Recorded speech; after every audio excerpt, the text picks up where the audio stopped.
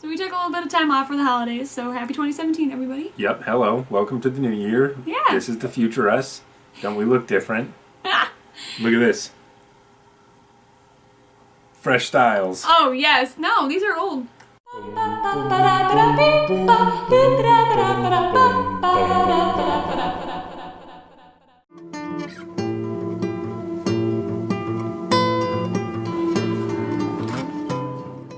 We're here to talk about a good classic in this household, I would argue, right? Yep. I mean, especially in the beginning of our relationship, I would say this is a classic. But we are talking about Dolce and Gabanna, The One. The One. So, to start out with the bottle, I think this is classic. I think this is what you would find on a very sophisticated man's sort of nightstand or dresser or wherever. I like the rounded bottom. I like the gap between the juice and the actual bottle itself. I like it's kind of... It's like a brushed copper. Yeah, top. It's really beautiful. It really works, and it matches the lettering, like color-wise, that you can see on the bottle. In regards to that, the colors are very similar. Mm-hmm. I think this is just... Heavy-ass top, too.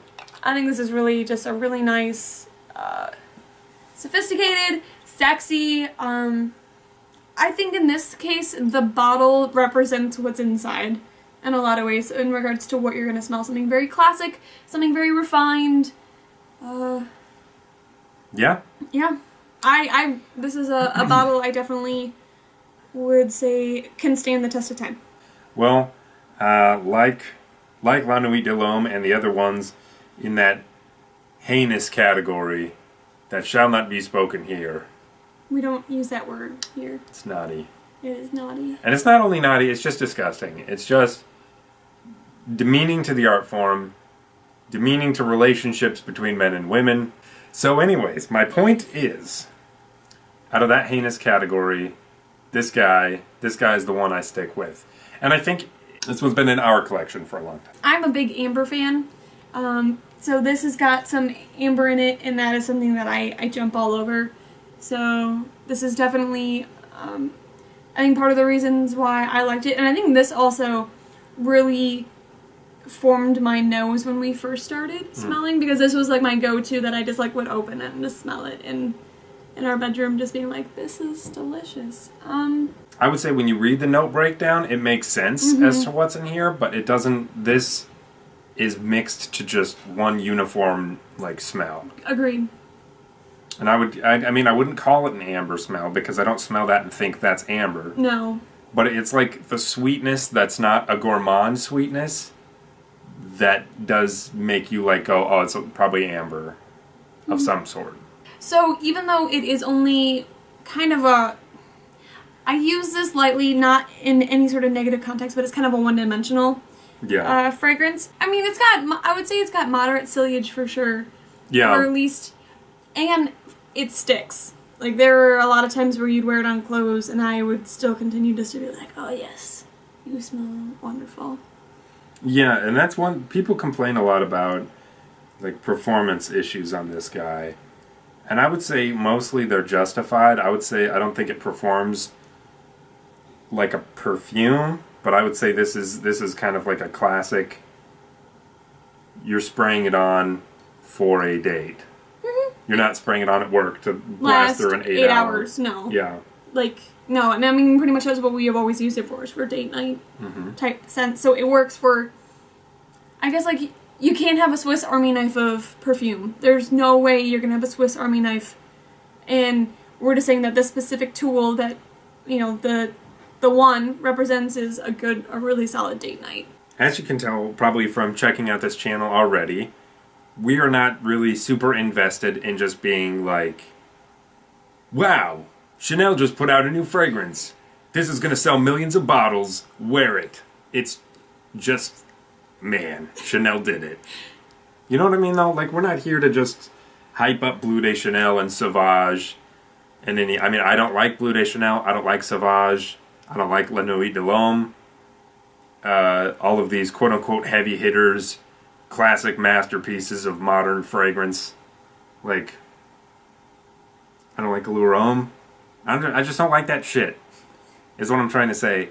And this is one of those fragrances in that genre that I really appreciate and respect for what it does. I think to be a date fragrance that really just doesn't try to say too much of anything and just brings that date atmosphere and just really pulls people in. I feel like in a lot of ways, you're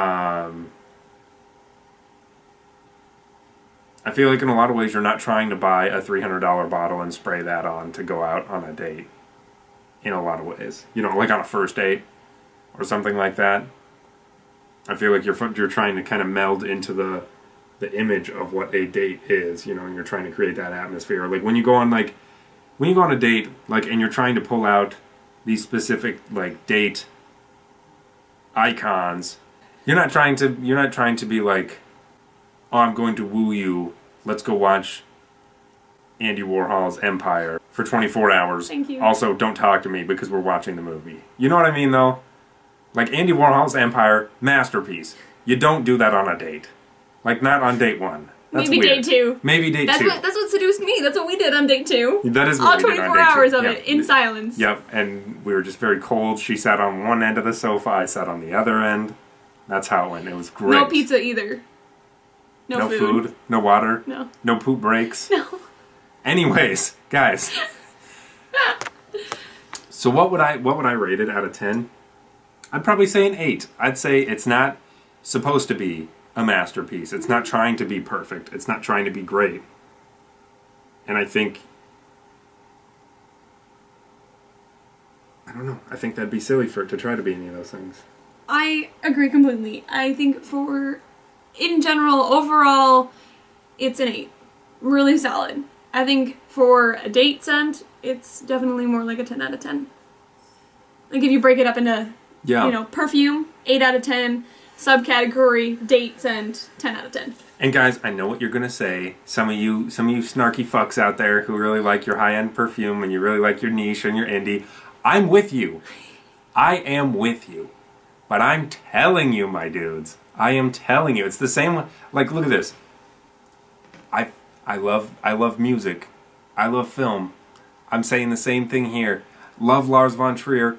His movies are not too crazy. They're not too wild. Still probably would not say, oh, this is a safe bet for a great date movie. But you know what I mean, guys? I'm with you. Like, fuck you, Dolce & Gabbana. I'm with you. But this shit's great. And I'm not hyping it up. Don't go buy the fucking bottle. And if you already own it, throw it in the trash.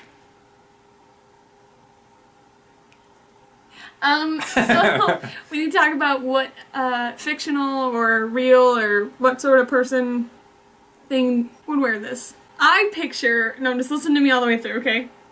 This being something Michael Scott would wear, because Michael Scott would go online and look up that naughty word we will not say on this channel and figure out which one, the most people say is that, and he'd pick it up for that reason, and he would wear it.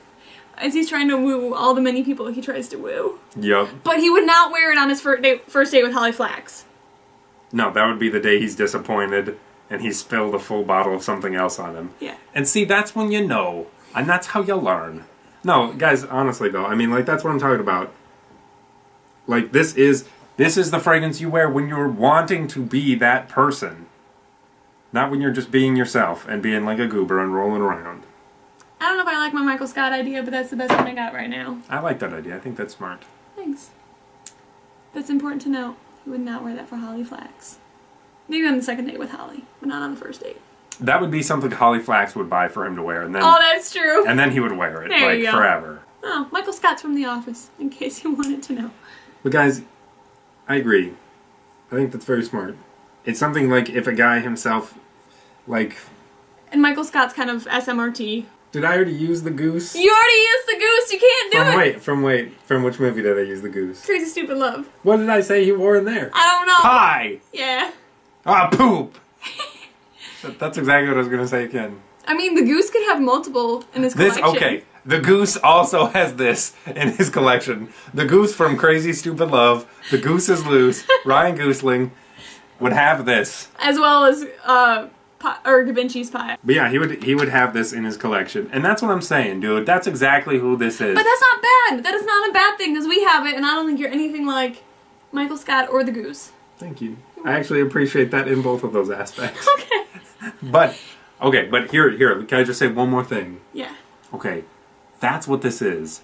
This is Ryan Goosling in Crazy Stupid Love in the way that, yes, he's purposely creating this persona to try and go out and meet people and, be the Goosling.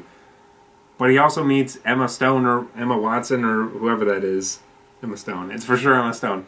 But he meets Emma Stone doing that, and it doesn't necessarily make him a bad dude, but that's what he's trying to pull off, is this atmosphere. And I don't mean that in the way that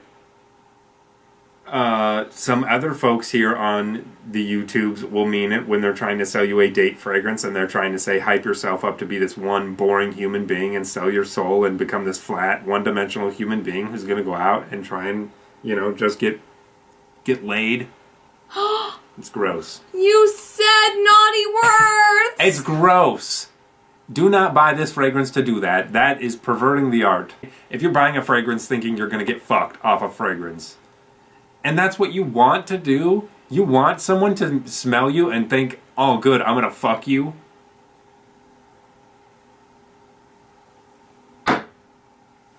Case closed. Smage, dude. Smage. That's the end. That's a wrap.